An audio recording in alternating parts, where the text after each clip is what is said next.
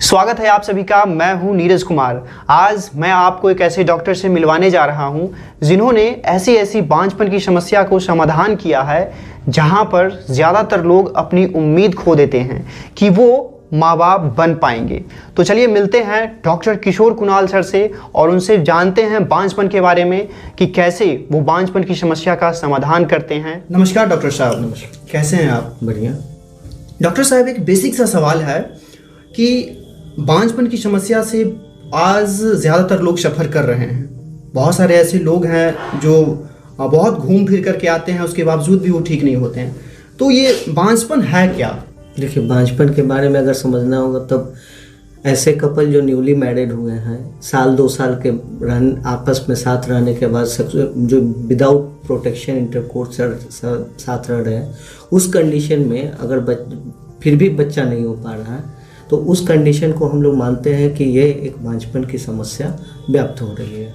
तो इस कंडीशन में हम लोग कहते हैं कपल्स के कि जल्द से जल्द वो डॉक्टर से संपर्क करें। बिल्कुल।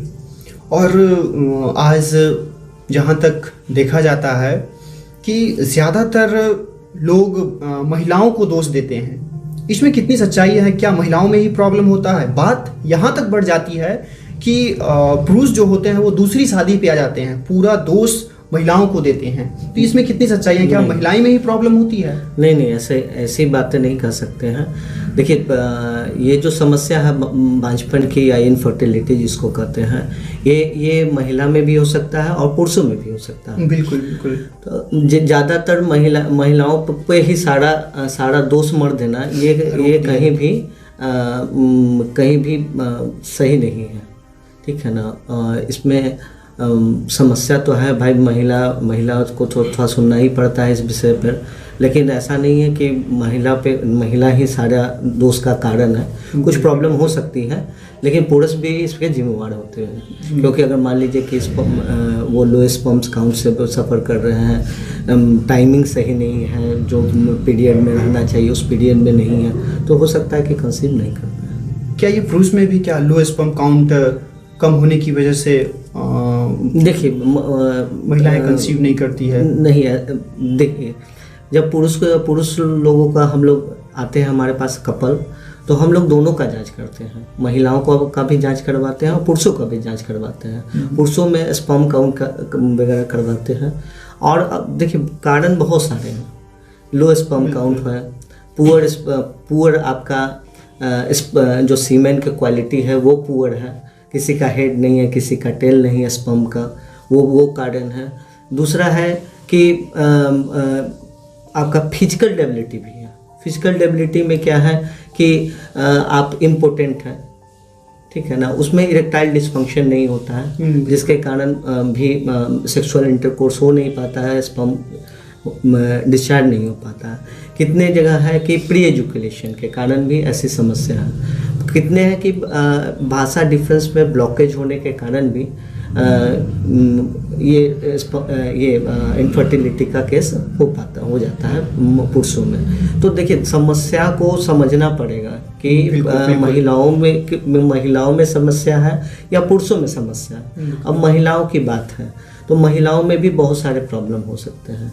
जैसे एक ल्यूकोरिया से सफ़र कर रहे हैं, यूट्राइन फाइब्राइड से सफ़र कर रहे हैं, इंडोमेट्रोसिस से सफ़र कर रहे हैं, फिर आप समझ जाइए कि पीरियड में डिसबैलेंस में जिसको हम लोग हार्मोनल डिसबैलेंस कहते हैं, हार्मोनल डिसबैलेंस। अभी बहुत सारी चीज़ें आप सुनते होंगे आए दिन में, PCOD है, PCOS है, ये सब सारी समस्याएं महिलाओं में हो सकती है। लेकिन ये समस्या तभी पता चलेगी जब हम लोग प्रॉपर टेस्ट में जाएंगे।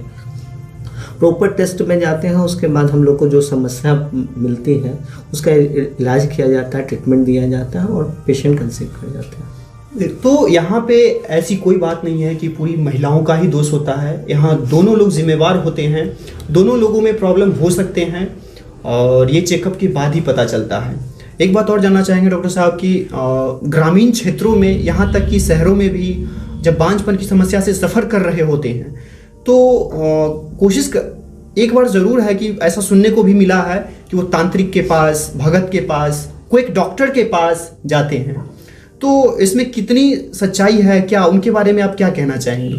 देखिए, अभी के जो एरा में है कि अभी जो शादियां हो रही हैं, कितनी लड़कियों का जो शादी हो रहा है 30, क्योंकि करियर बनाने के चक्कर में आदमी बिल्कुल डिले शादी कर आज तो बहुत ही ज़्यादा ये हो गया है। तो ये सबसे बड़ी एक तो इशू है। जो हमारा फर्टिलिटी रेट है, जैसे जैसे एज हमारा बढ़ता है वैसे वैसे हमारा फर्टिलिटी महिलाओं में रेट कमता है।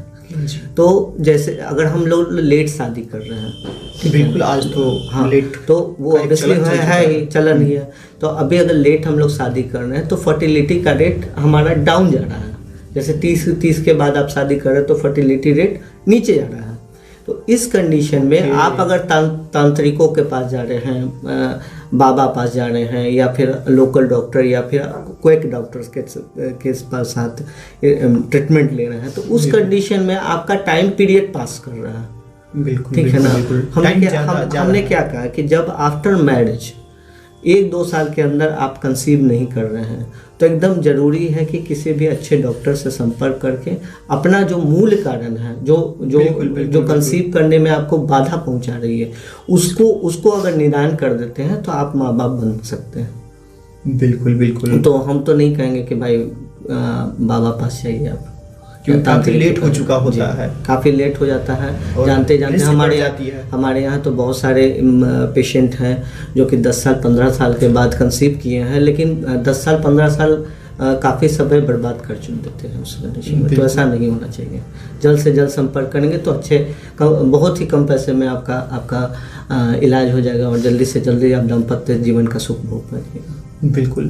तो चलिए डॉक्टर साहब, अगर कोई नया पेशेंट नया बांझपन से सफ़र कर रहा कोई युवा दंपत्ति, तो क्या यहाँ पे अगर यहाँ ट्रीटमेंट करवाना चाहे तो उनका कितना समय लगता है, कितने खर्च आ जाते हैं? ये बेसिक सा सवाल है, क्योंकि पैसा बहुत इम्पोर्टेंट रखता है जी। और वक्त भी जी। तो क्या कहना चाहे इस पे बताएंगे? हमारे यहाँ तो एक ही चीज़ है कि कम समय में हम लोग कोशिश करते हैं कि कंसीव कर जाए, ठीक है ना। और उसी हिसाब से हम लोग का अगर पेशेंट में कोई ज़्यादा कॉम्प्लिकेशन नहीं है तो हमारा कोशिश रहता था कि 3 से 4 महीने के बीच में पेशेंट कंसीव कर जाए। अगर देखिए, कॉम्प्लिकेशन पे डिपेंड करता है किस कॉम्प्लिकेशन से पेशेंट सफर कर रहा है। बिल्कुल। तो अगर कॉम्प्लिकेशन ज़्यादा है, कुछ कॉम्प्लिकेशन कुछ अलग हटके है, तो अगर उसमें थोड़ा वक्त लगता है, लेकिन पेशेंट कोशिश करते हैं कि जल्द से जल्द कंसीव कर जाए। और क्योंकि होम्योपैथिक हम लोग ट्रीटमेंट करते हैं, होम्योपैथिक से ट्रीटमेंट करते हैं, तो हम लोग का रेट भी मार्केट रेट से बहुत कम है। बिल्कुल, ये सवाल तो आगे था। इकोनॉमिकल है हमारे पेशेंट के लिए। जो हमारे पेशेंट आते हैं, बहुत सारा वीडियो हम लोग अपलोड भी करेंगे चैनल के थ्रू, तो वो लोग खुद बताएंगे कि कितना पैसा लगा। बिल्कुल, ये बहुत अच्छी बात है कि कम से कम पैसे में बांझपन की समस्या से सफ़र कर रहे लोगों का समाधान हो जाता है, क्योंकि पैसा बहुत मैटर करता है। क्योंकि इस बांझपन की समस्या में बहुत ज़्यादा पैसे लग जाते हैं। पैसे लगने के बावजूद भी प्रॉब्लम का वो अपनी बच्चे को नहीं देख पाते हैं और इस प्रॉब्लम से सफ़र करते ही रहते हैं। डॉक्टर साहब, एक बात और जानना चाहेंगे कि मार्केट में और पैथ उपलब्ध हैं। जैसा कि आपने कहा कि मैं होम्योपैथिक से इलाज करता हूँ, तो हेम्योपैथ मार्केट में IVF हैं और भी पैथ हैं, तो फिर आपके पास क्यों? नहीं, देखिए, ये तो सवाल बहुत बढ़िया है आपका। सबसे इम्पोर्टेंट जो है कि होम्योपैथिक में कोई साइड इफेक्ट नहीं है। बिल्कुल, हाँ, होम्योपैथ तो बिल्कुल भी साइड और सबसे अच्छी बात हमारे यहाँ है कि हम लोग कम से कम समय में कंसीव भी करा देना पेशेंट को। बिल्कुल। और सबसे कम पैसा भी ले रहे हैं मार्केट से। जो IVF हो गया, IUI हो गया, इसमें तो बहुत पैसे काफ़ी ज़्यादा पैसे लगते हैं, जो पेशेंट अफोर्ड नहीं कर पाते हैं। वहाँ साइड इफेक्ट भी काफ़ी ज़्यादा है। बिल्कुल। वो आयुर्वेदिक में जाइए, एलोपैथिक में जाइए, यूनानी में जाइए, वो सब जगह कहीं ना कहीं काफ़ी लॉन्ग टर्म ट्रीटमेंट है। और दूसरी है कि काफ़ी ज़्यादा हेवी अमाउंट में आपको पैसा देना पड़ता है, और काफ़ी ज़्यादा जाँच है, भाग दौड़ है, काफ़ी ज़्यादा कॉम्प्लिकेशन है। तो और दूसरा है कि जो पेशेंट दवाइयाँ खाता है, उनमें भी कॉम्प्लिकेशन या साइड इफ़ेक्ट्स आते हैं। लेकिन यहाँ है हमारा होम्योपैथिक में सेफ है और विदाउट साइड इफ़ेक्ट है।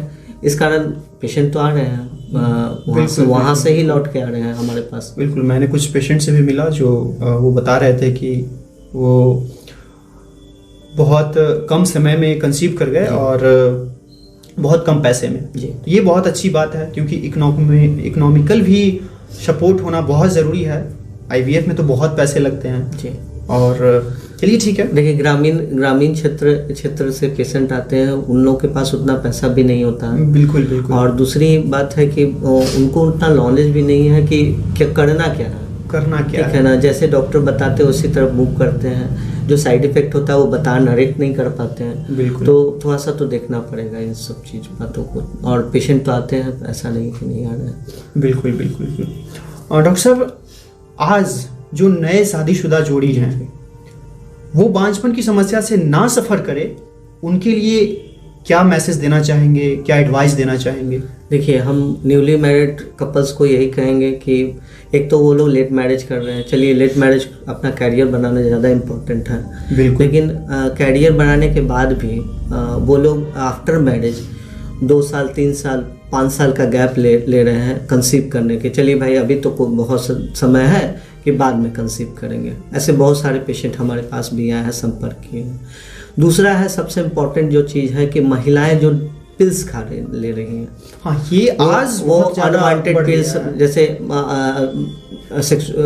आफ्टर मैरिज सेक्सुअल इंटरकोर्स हुआ, उसके बाद वो पिल्स खा रहे, कंसीव कर गए, पिल्स खा ली, लेकिन उसके बाद जो कॉम्प्लिकेशन आता है वो कंसीव नहीं कर पाते। ये सबसे बहुत बड़ी कारण है। तो हम कहेंगे कि वो सब पिल्स का उपयोग ना करें। और दूसरा है कि आफ्टर मैरिज वो विदिन 1 ईयर में प्लान कर ले कि हमको एक बच्चा कंसीव करना है। बिल्कुल बिल्कुल। और उसके बाद ही दूसरा बच्चा में जो गैप आपको रखना रख लीजिए, लेकिन एक बच्चा आफ्टर मैरिज आप लोग जरूर कंसीव कर लीजिए। बिल्कुल। हम यही बात भी मैं जानना चाह रहा था कि आज करीब शादी करने के बाद 3 साल 5 साल का वो सोच प्लान करते हैं कि 5 ईयर बाद, 3 ईयर के बाद, तो ये चीज़ कहीं ना कहीं बांझपन को बढ़ावा दे रही है। और इस चीज़ पे आपने कहा, बहुत बहुत बहुत अच्छा आपने जवाब दिया।